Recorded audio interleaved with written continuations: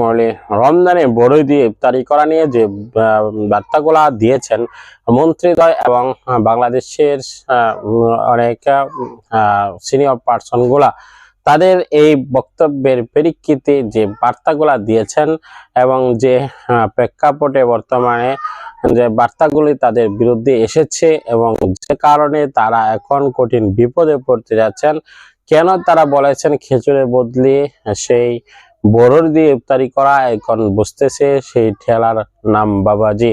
আসুন কথা না বাড়ে ভিডিওটি দেখে আসি, তাহলে বুঝতে পারবেন বড়ই দিয়ে ইফতারি করা নিয়ে এবার কি তুলকালাম। রমজান মাস একটি সিয়াম সাধনের মাস, সেই মাস আমরা অত্যন্ত গর্বিত হয়ে এবং সেই মাসকে নিয়ে আমরা অবশ্য অহংকার করি এবং সেই মাস আমরা পেলে অবশ্যই আমরা শুকরিয়া আদায় করি। সেই মাস যেহেতু আমরা খাবার পরিহার করি এবং বিসর্জন দিয়ে থাকি এবং আল্লাহ রাব্বুল আলামিনের জন্য আমরা একটি সময় নির্দিষ্ট সময় পানাহার ব্যতীত থাকি, আর যে মুহূর্তটা অনেক দামি মুহূর্ত, সেই মুহূর্তটা আমরা খেজুর দিয়ে ইফতারি করে থাকি এবং নবী সাল্লাল্লাহু আলাইহি ওয়াসাল্লাম খেজুর দিয়ে ইফতারি করেছেন, আর খেজুর দিয়ে ইফতারি করা সুন্নত। আর সেই খেজুরকে এবার পরিবর্তন করে বড়ই দ্বারা ইফতারি করার কথা বলেছেন। খেজুরের বদলে যদি কেউ বড়ই দ্বারা ইফতারি করার কথা বলে, তাহলে অবশ্যই বোঝা যাবে তার মস্তিষ্কে অবশ্যই অন্য কিছু বসবাস করছে।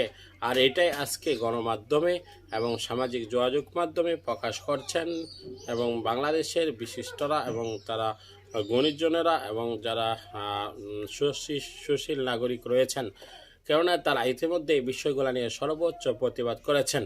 মন্ত্রী একই কথা বেশি উঠেছে যে মন্ত্রীদের পরিবারে কি তাহলে বড়ইকে ইফতারি করবে নাকি খেজুরকে? তাহলে মন্ত্রীরা যদি খেজুরকে ইফতারি করে, তাহলে আমাদেরকে কেন খেজুর খাওয়ার জন্য নিষেধ করলো? অথচ বলা উচিত ছিল যে খেজুর দ্বারা ইফতারি করা এবং সেটা সুন্নত। তাহলে কি সুন্নতের পরিপন্থী কাজ করার জন্য এটা বলা হয়েছে, নাকি এই খেজুরের মূল্য বৃদ্ধি হওয়ার কারণে যেন খেজুর তারা সাপ্লাই এবং খেজুর বাংলাদেশে আমদানি করতে না পারে, তা সেজন্যই এমন কথা বলেছেন। অবশ্যই বিষয়গুলো নিয়ে ঊর্ধ্বতন কর্মকর্তা যারা রয়েছে তারা যেন বিষয়টি ফয়সালা করেন এবং মন্ত্রীদের মুখ থেকে এমন কথা যেন আর পূর্বে যত বের হয়েছে পরবর্তীতে যেন আর বের না হয়, আমরা সেটাই কামনা করব এবং দলীয়ভাবে যেন যারা এসব কথা বলবে তাদের বিরুদ্ধে অ্যাকশন নেওয়া হয়, এটা আমরা কামনা করি। সম্মানিত দর্শক মহলে আজকের মধ্যে বিদায় দিচ্ছি, দেখা হবে পরবর্তী ভিডিওতে। আসসালামু আলাইকুম ওয়া রাহমাতুল্লাহ।